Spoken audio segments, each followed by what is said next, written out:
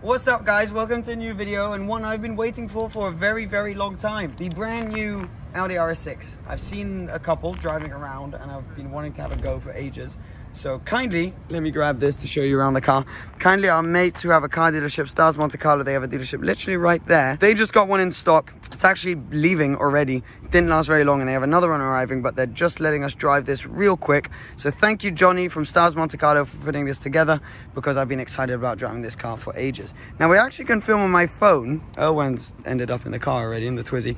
Usually we film on that big camera right there, but I actually prefer the way it looks on the phone with the wide angle, and I find it just more personal, you and I just chatting around and literally learning about the car on the spot. And so obviously I've heard things, I've read up a bit on the car, but these are my initial first impressions. We've literally just got in here to the port and seen the car. So first of all, let's talk aesthetics outside, then let's look at inside, and then let's go for a drive. So outside, first of all, the thing that struck me the most when it arrived was seeing these rims. The rims, I think in this spec specifically, stand out like crazy because they are absolutely massive. They're 22-inch, I believe. And also here, because they're these diamond cut wheels where it's black in the inner part of the rim and then this kind of brushed aluminium look on the outer part, on the face of the rim. It makes them stand out a lot because the rest of the car is fully blacked out. Now, it looks obviously similar to how an RS6 has kind of always looked. Obviously the base, the concept behind it is similar. It's a little bit of a higher roof line than, let's say, a Panamera Sport Turismo or something like that. So it's more of that classic station wagon look, but really cool. I love the way these things look and I really like this spec. Completely blacked out, black pack everywhere. So black round here, black windows, as black as you can get on the wheels really. The only silver part are these wing mirrors, and that's classic RS, Audi RS. To have kind of these brushed aluminium or aluminium looking silver wing mirrors. Looks awesome. Even the front is completely blacked out. So you can see the RS6 logo blacked out, the Audi logo completely blacked out, little cameras hidden all over the place. Right now we got the license plate here as to not drill holes in the front. I wouldn't necessarily recommend it, but it looks much better. So completely black. Now, the design is a little bit more square, I'd say, at the front than on the previous gen. I really like the way it looks. The biggest difference is the most recognizable is actually round back. Now, one thing which is shocking when you get up close is the size of these brake calipers, because they are massive on this car. Carbon ceramics, obviously, but just absolutely stunning. And then round back, so let's talk design round back. You got a little winglet up here above the boot, and this is where you can kind of tell. I think this is the best angle, actually. Let me just place myself right here. That's the best angle for the RS6. Looks awesome. The lights completely redesigned, kind of 3D as they pop out a little bit more. And these huge exhaust tips. Black on this one, and you can see the valve actually through there, which currently is open, which means you're in dynamic mode. And yeah, I mean, RS6 are all about performance, but they're also all about practicality. So, look at this. Electric tailgate, and an option here is this stuff which holds your things together. Really elaborate description there, Seb, but basically that means you can hoon it without things flying around too much. But yeah, really practical car with obviously a lot of power as well. So you can put the back seats down, you have loads of space, and overall it's kind of kept that, you know, what the RS6 is all about. It's a sporty car which you can use every day, which is very practical. It's also got, let's try this out. This could be quite fun. So as you can tell, it's obviously an electric tailgate. But normally, if I have the key on me, which I do, I can swipe my foot underneath here, and it's not doing anything. It's meant to. I did it earlier. Okay, the car's unlocked. Swipe my foot. Stay away. No? What if we lock it? Maybe it needs to be locked. Okay, here we go. Swipe my foot. Oh, for Christ's sake. Can we cheat? Look. Swipe my foot. Oh, and look, it's opening. It didn't work. Yeah, I know. Normally it's meant to work, but hey ho. Right, let's go look at the interior. Stating the obvious here, it's a 5-seater. Not too much to report back here, apart from this lovely classic Audi stitching, RS logo. Very nice, very nice. This is a classic black on black interior. A little screen there for all of your climate control, and that's pretty much it. I mean, it's got this fake carbon stuff. We'll talk about that a bit more around front. Let's sit in the front. I'm also going to hop in quite quickly and start it up because it's absolutely boiling here, and I'm going to cook if I don't put the aircon on. So start it up. This is twin turbo, bi-turbo V8, so doesn't sound incredible. We'll see that a bit more when we're driving because I haven't experienced it yet. But just on startup, it's a nice sound, but nothing nuts. Yeah, so this is this kind of like fake carbon stuff, which I'm not a huge fan of personally. I would rather have either all piano black, because this is kind of a mix of both, or real carbon. Because, yeah, I don't know. I feel like if you're going to do it, go all the way. Steering wheel, slightly more squared off. Very nice. Still got that classic Audi RS feel with the perforated leather. It's quite thin compared to an M steering wheel, which is a bit more beefy, but it still feels really nice. I mean, classic stuff. You've got your lights down here. Everything is a screen. Everything has a shortcut all over the place. You really need to get used to this interior. I just had a little play around in it. Probably do need to get really used to it. So the only kind of somewhat analog part is your temperatures there, temperature gauge, and your, God, how do you say that? Fuel gauge. There we go. I had a brain fart there for a second. This is all completely different. So this is all a screen, all digital. So you got your rev counter there and your speedometer, and you can choose through these little arrows here different modes. So you can have, you know, your driver aids, your Bluetooth, your phone, your sat nav. But if you want, you can press the view button and boom, those menus become the priority rather than your driving info. So then you can still go through those exact same menus, but they're just much bigger. That's as simple as I can make it for you. It looks really nice, very clean. For a long road trip, that is what is perfect, isn't it?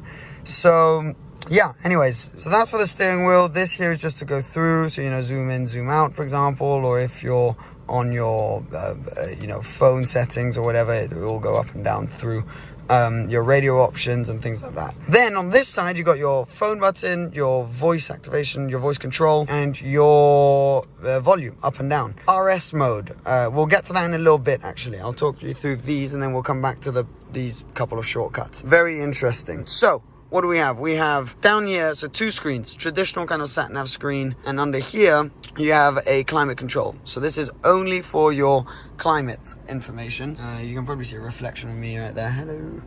And that's very much like on the Lamborghini Urus. So here you can control everything.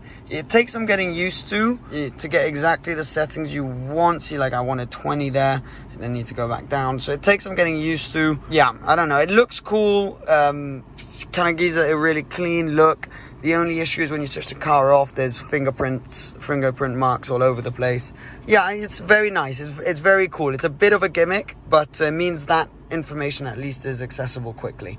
This screen here, I mean, first of all, just the way all these screens feel and the interaction you have with them is, I mean, flawless. It's just super, super nice. This one right here is where you basically just have all of your information. I mean, you can even get the bloody weather.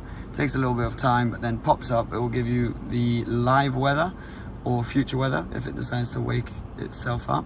It did it a second ago. I was just checking it. Right, anyways, well, you get the picture. You can do whatever you want, basically. Messages, news, connects to the internet, radio, everything happens all through here. All touchscreen. There isn't anything you can use down here to get through it. This just does your volume on, off. But yeah, very, very nice. Now you do have different shortcut settings here. So that's for your radio, for your Bluetooth, for your phone, and for your sat nav. So you can have your sat nav here, and your sat nav, of course, 3D. So there's the Monte Carlo Casino. You can see that we're on the port right now. So no, very, very cool, very good layout. The only thing which frustrates me a little bit, quick pause, massive yacht coming in the port, 30 border, is to get to all your driving settings. So you go here, you go into vehicle, then you have all sorts of different things you can do here. You can adjust your seats, but then you go Audi Drive Select, and then you can choose between efficiency, comfort.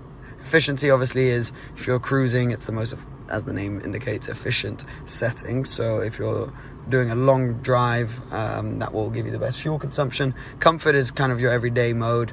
Auto is depending on how you're driving, the inputs you put into the throttle or brake pedals and gear changes, it will adjust to that. And dynamic is balls to the wall, let's have a good time. Now there is a shortcut for that down here, Drive Select, which takes you straight there. So I guess I am somewhat complaining for nothing, but there's so many different shortcuts, because then you're in dynamic, let's say, and then you have another shortcut button which is here, which is RS mode. So here I can go into RS1 and RS2, and in RS1 mode, wait, where do I go? I go back in here, there we go. So here I can see in RS1 all of the different settings. So it's, you know, engine sound, steering, suspension, engine settings. So you can put it in kind of like the half setting. And then if you go into RS2, you go into everything sport, as much as possible.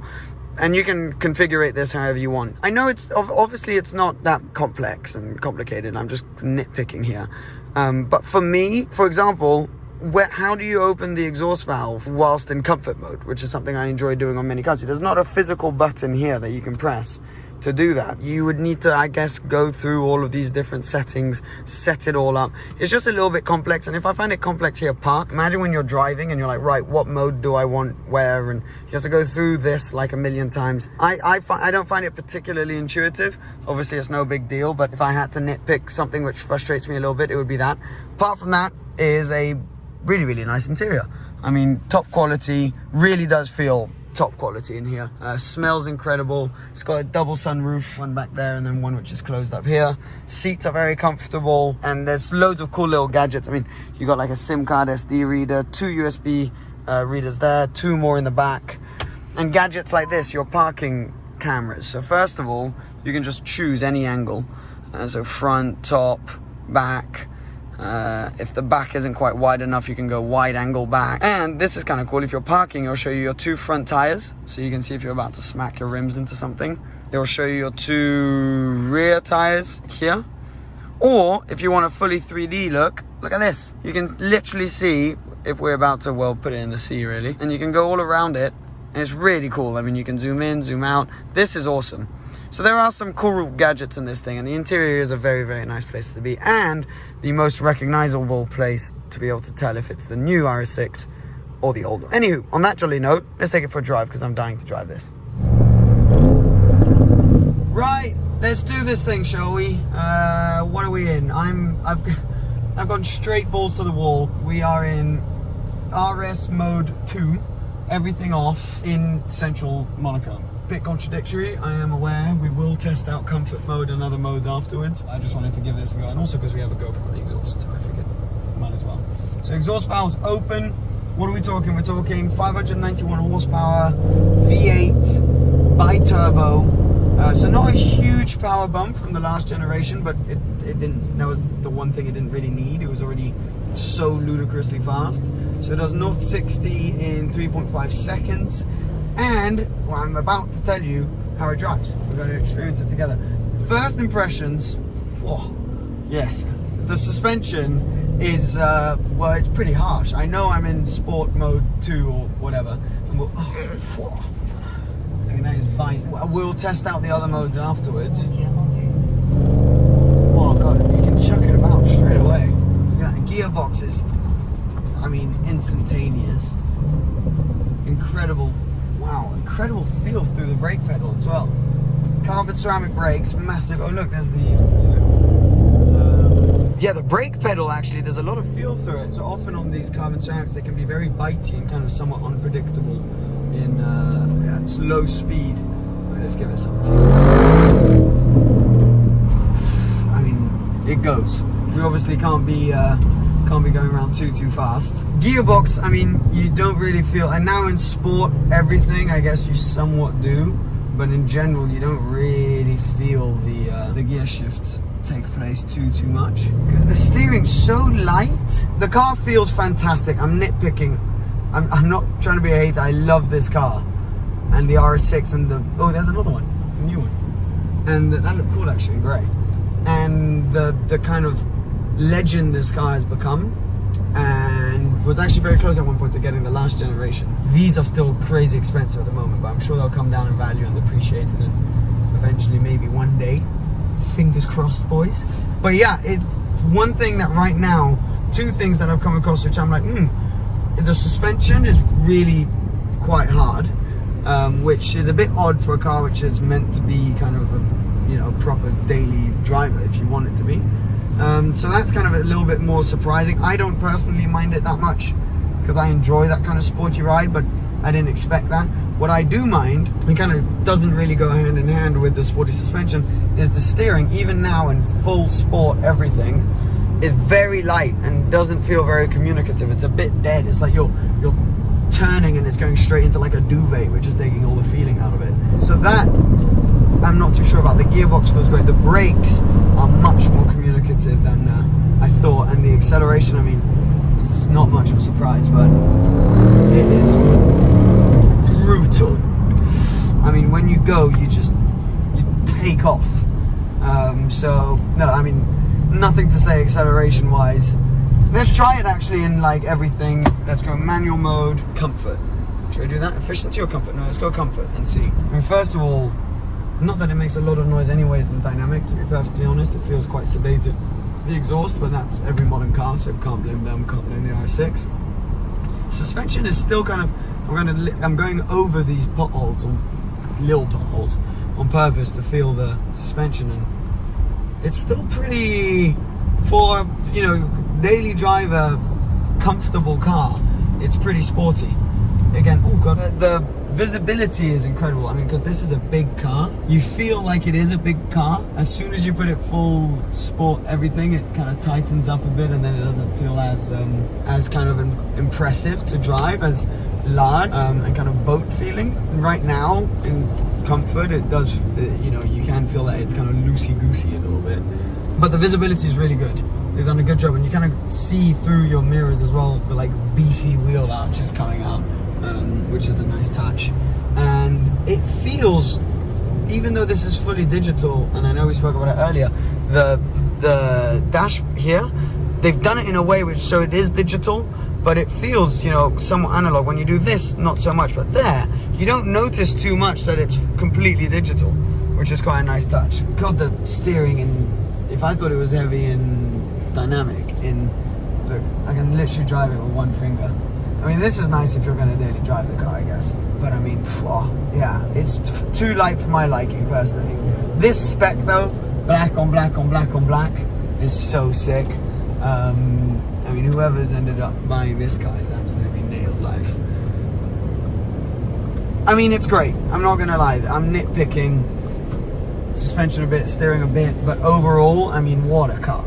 A car that can do 0 to 60 in 3.5 seconds and is so quiet inside. Got a great sound system. The seats are so nice. It's 30 degrees outside, but I'm having cool air. But yeah, it just goes to show the kind of level of comfort you can get through this, and the practicality of having a station wagon. No, I mean, this is where Audi really kind of has nailed it with this platform. So good. I haven't driven it hard enough now to feel if it's like leaps and bounds ahead of the last generation. It just feels like a similar basis to the last generation, just improved in every single way, incrementally in every single way.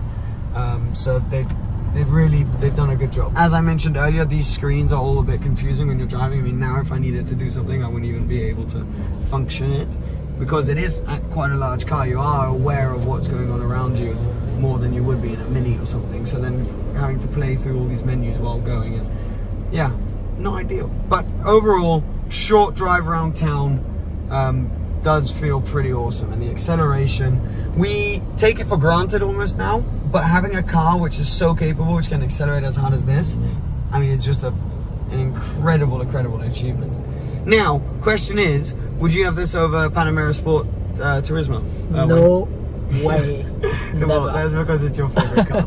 I kind of knew the answer to that question when I asked you. So now we're going to need to try out the Sport Turismo to see what it's like. I really like this.